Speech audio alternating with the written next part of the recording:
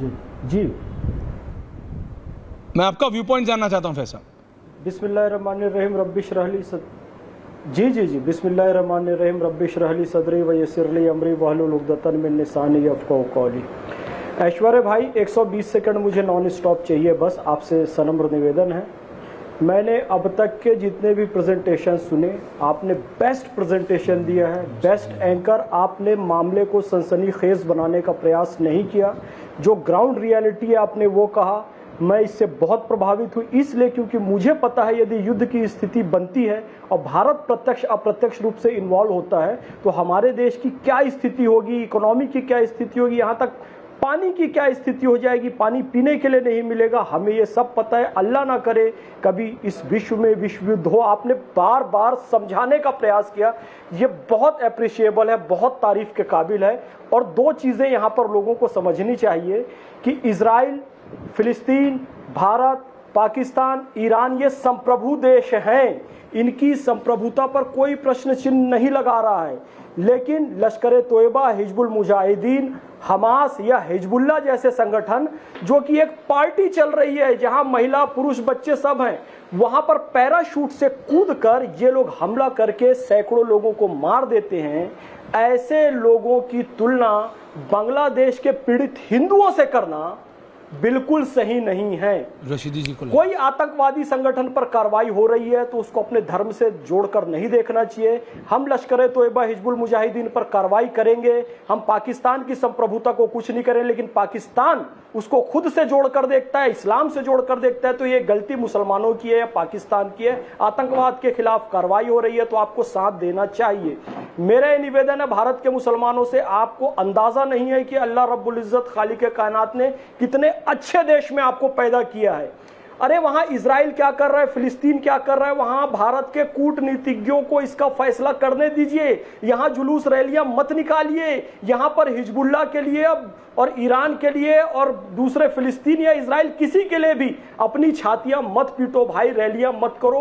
भारत को बहुत बड़ी नेमत है अल्लाह की, आपको इस बात को समझो। तमाम फिरके हिंदुस्तान के यहाँ पर मुसलमानों के यहाँ पर सुरक्षित हैं, तो आप इस बात को समझिए। मैं एक निवेदन और करना चाहूंगा कि हमारे देश की सरकार ने जाकिर नायक को आतंकवादी और भगोड़ा घोषित किया है, तो क्या आप सरकार के साथ हैं? यहां बैठे कुछ प्रवक्ताओं से पूछना चाहूंगा, क्या आप जाकिर नायक को आतंकवादी कहेंगे, भगोड़ा कहेंगे? नहीं, उसके बचाव में ये आ जाते हैं, लेकिन भारत सरकार की पॉलिसी पर प्रश्न चिन्ह लगाते हैं। मैं कहना चाहूंगा फिर से ऐश्वर्य भाई, मैं सहमत हूं कि धर्म गुरु धर्म चलाएंगे, मंदिर मस्जिद गुरुद्वारा चर्च पैकोडा चलाएंगे, राजनीतिज्ञ और कूटनीतिज्ञ हमारे डिप्लोमेट जो हैं वो फॉरेन पॉलिसी तय करेंगे। नहीं, मेरा सिर्फ इतना ही निवेदन है, कतर, जिसका काम उसी को साझे। ओमान में यदि यूएसए का बेस है, वहां के मुसलमान कुछ नहीं कह रहे हैं, ये यहाँ के मुसलमान क्यों कह रहे हैं? साहब रशीदी जी, अमेरिका किसका है किसका नहीं है, रिजवी साहब आप भी जानते हैं, मैं भी जानता हूं, वो सिर्फ अपना फायदा देखता है। मैंने आपको सिर्फ ये देश गिना है, जॉर्डन, सऊदी अरब, बहरीन, कतर। 8वीं बार बोल रहा हूं रशीदी जी आपको याद दिलाने के लिए, क्योंकि आप नोट कर रहे हैं। Jordan, Saudi Arabia, Bahrain, Qatar, UAE, Oman, ये सब बोलते हैं कि अरे इजराइल गलत है, इजराइल गलत है। इजराइल के साथ अमेरिका है, अमेरिका का टोटल देख लो कितने बेस है और कितने हजार लाख सैनिक है। देखिए ऐसा है, सब अपना फायदा देख रहे हैं। नहीं, बिल्कुल सारे लोग अपना फायदा देख रहे हैं, और यही वजह है कि 12 महीने हो गए, 50,000 के करीब गजा में लोग मारे जा चुके हैं, जिनमें से 17 से 18,000 मासूम बच्चे हैं। गजा में 24 लाख की आबादी ऐश्वर्या जी है, और उनमें से तकरीबन 22-23 लाख लोग बेघर हो चुके हैं।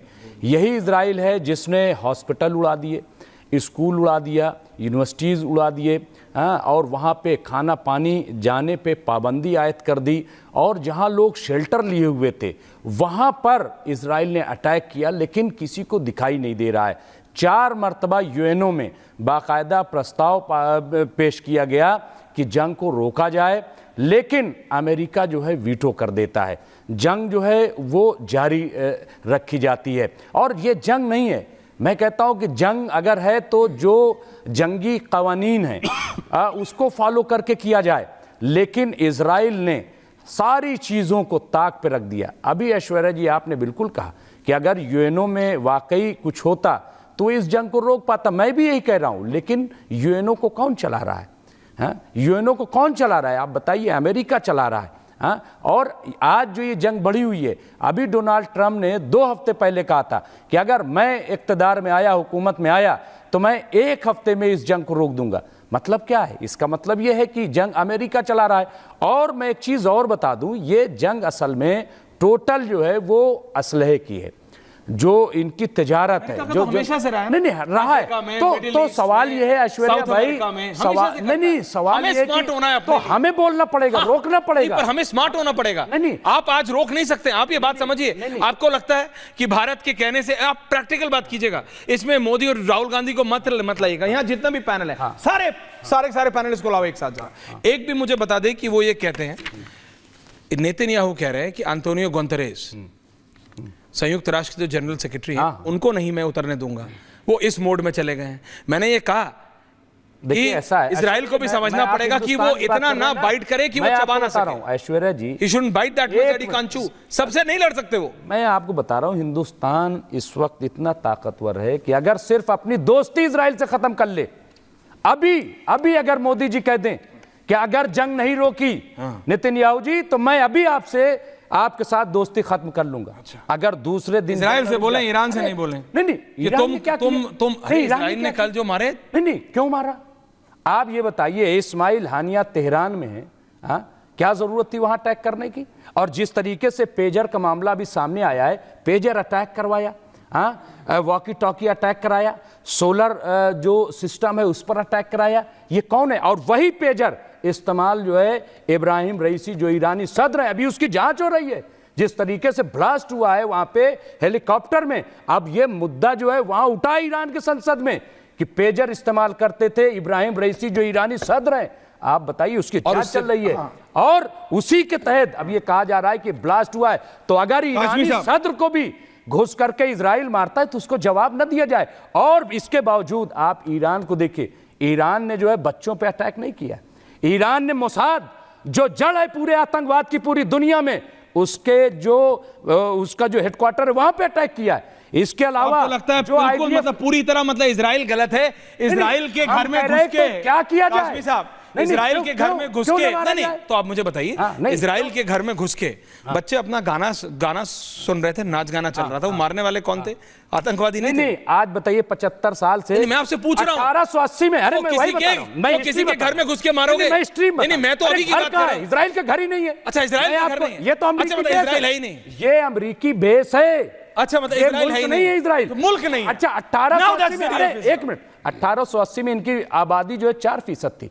पूरी दुनिया से ये यहूदी भगाए गए, पूरी दुनिया से। जब जर्मनी में हिटलर ने काटना शुरू किया तो किसने पनाह दी थी? ऐश्वर्या जी, इसी फिलिस्तीन ने, और पूरे फिलिस्तीन को हड़प लिया। ये क्या दुनिया से 1992 तक, मैं आ रहा हूं, एक मिनट, बोलिए 1992 तक हिंदुस्तान में इजराइल, मैं आपका व्यू पॉइंट खुल के जाने देना चाहता हूं जनता। मैं वही कह रहा हूं, 1992 तक इजराइल आ रहा हूं काश्मीर साहब, हिंदुस्तान में नहीं थी। और जब से एम्बेसी आई है, अंग्रेज जी आ रहा हूं, पूरा टाइम दूंगा। आप देखें कि हिंदुस्तान, लास्ट तो आप पूरा टाइम दूंगा, प्रॉमिस। हिंदुस्तान में धमाके होने लगे, हिंदुस्तान में आतंकवाद आ गया। अच्छा, क्यों? क्योंकि इनकी पॉलिसी यही है। आप देखो ये अटैक आज pager walkie talkie, you are amazing. Kashmir साहब, आप देखिए, काश्मीर साहब, पहले Hindustan, okay, I give you adequate time.